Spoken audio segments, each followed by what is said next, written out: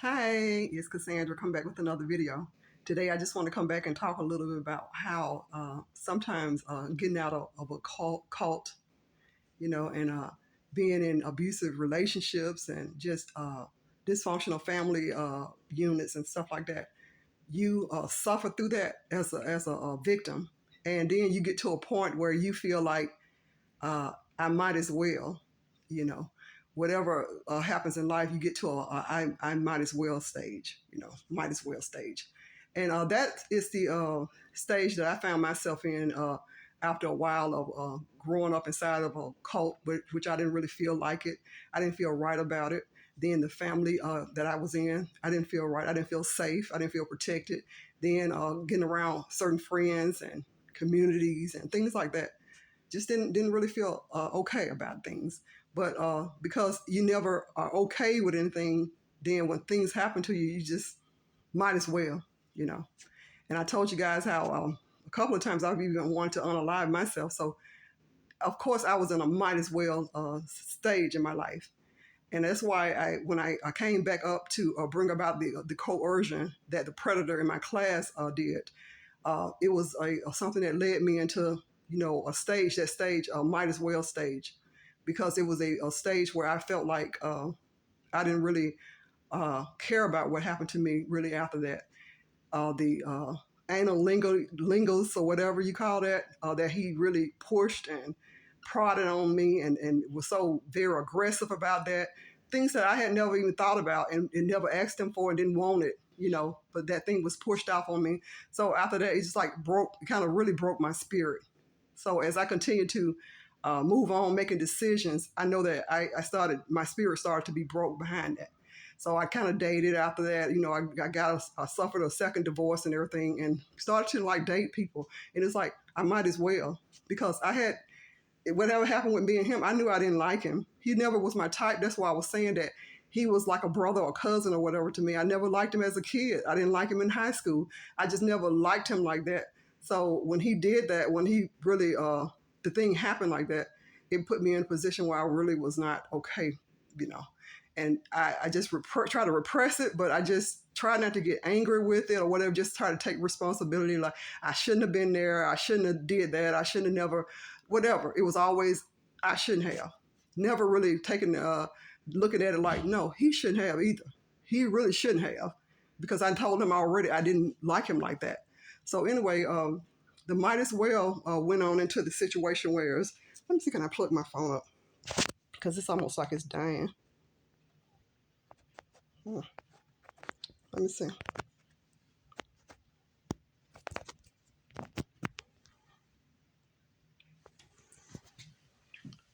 I hope this is okay. So anyway, the might as well came in on me, and I could see. I think once I was sharing it with my sister, and she was okay with everything. I think she just kind of stopped talking to him or whatever, but it still bothered me a lot because I really resurrected the energy and I could see the lady, the woman, the young woman in that it had happened to, and I went back and tried to console her and comfort her, in what had happened.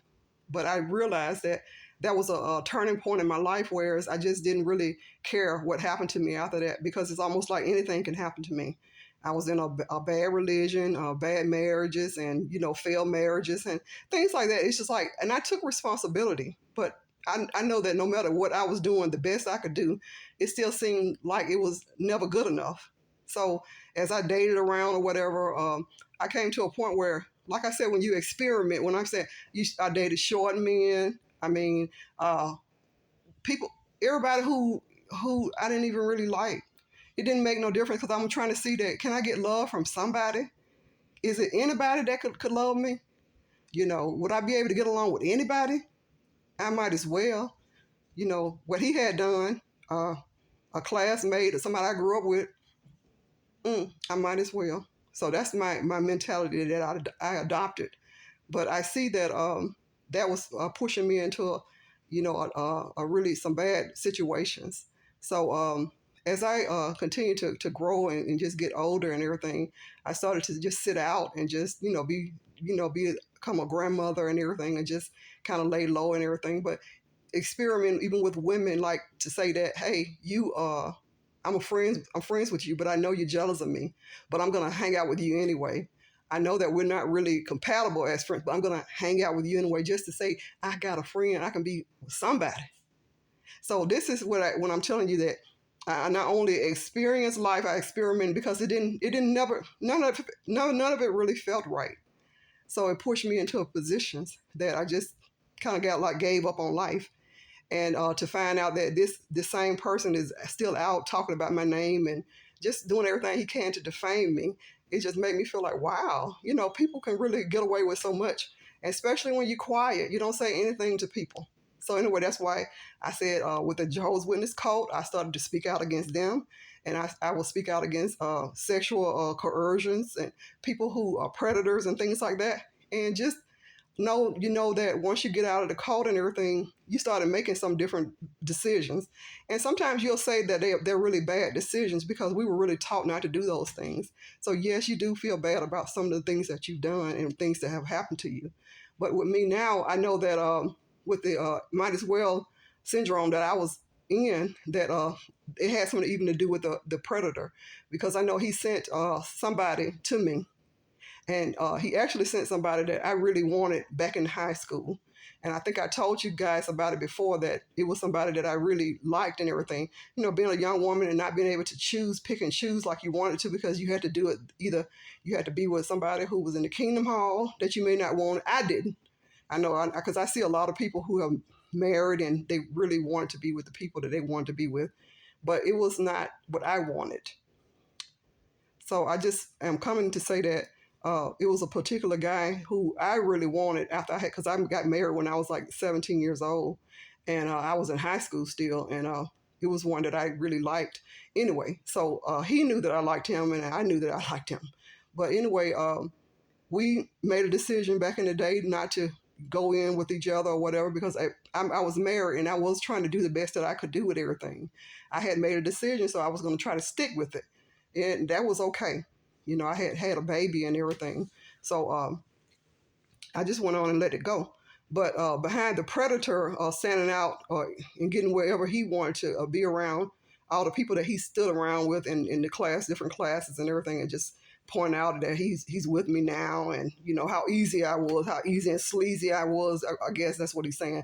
Or just the fact that somebody, if he tells somebody that he was with me and they say, well, man, if she was with you, shoot, I know she could be with me. It's something like that. So anyway, I guess that encouraged that guy to come at me. And yes, I was in a might as well syndrome mood and everything. At the time, my nephew was really suffering really bad, near in death and everything. So I had a lot on me. I'm not making any kind of excuses, but things are real. There are reasons why sometimes you're not in your best you're in your best way of standing up for yourself and everything. So anyway, he sent somebody to me, and I actually was with the guy, and yeah, he was married and everything. So I already know that might as well, because that's the one I really wanted. I had been with guys before that I ain't really want, so I said, well, I might as well be with that one. So anyway, I ended up really having fallen in and having really feelings for this guy. I mean, I even regretted not being with him, in the day and everything, because I'm like, man, he was right there. And if I felt the way I'm feeling now about him, how could I have felt back then? So anyway, I made some terrible mistakes with that. But to look at it and just say that when you're around a lot of predators and they just ganging up on you, and it's like a lion or whatever, that is just, they can fight a hyena off, by if it's one-on-one, but when it's so many of them and then you get injured, then they have their way with you. And I feel like this is how I was really attacked by a lot of hyenas. And so at this point, that's why I'm just a person that's laying low, chilling out, reinventing myself, just loving my grandchildren, my children, and things like that. I don't really have a lot of friends and everything. I talk to people on the phones and everything, but I don't really go out and do anything, because that the predators are out there. and a lot of people are just here to see you down. And when you feel like you're up a little bit, they come and take you down again. So anyway, I just wanted to encourage everybody to be aware of their surroundings when getting out of cults and getting out of bad relationships. Be careful because a lot of times they send somebody else. Just like when we were in the cult, we sent some more people into the house after they told us no. Then, oh, you just still say, but they lost their mother 2 weeks ago, so they may be a good return visit or something like that. So anyway, just be careful and everything. So I hope that I could help at least one person to know that you're not alone if you were coerced and everything, and people around here saying that you really liked it and you really wanted it or whatever. But when I said no, I really meant no. And it really pained me after that happened to me. It really brought my life down. I could see where I really went down even further behind that. So anyway, I'm not going to be quiet until I feel like I'm ready to be quiet about it. So anyway, guys, I hope everyone's having a great day. Thank you for watching.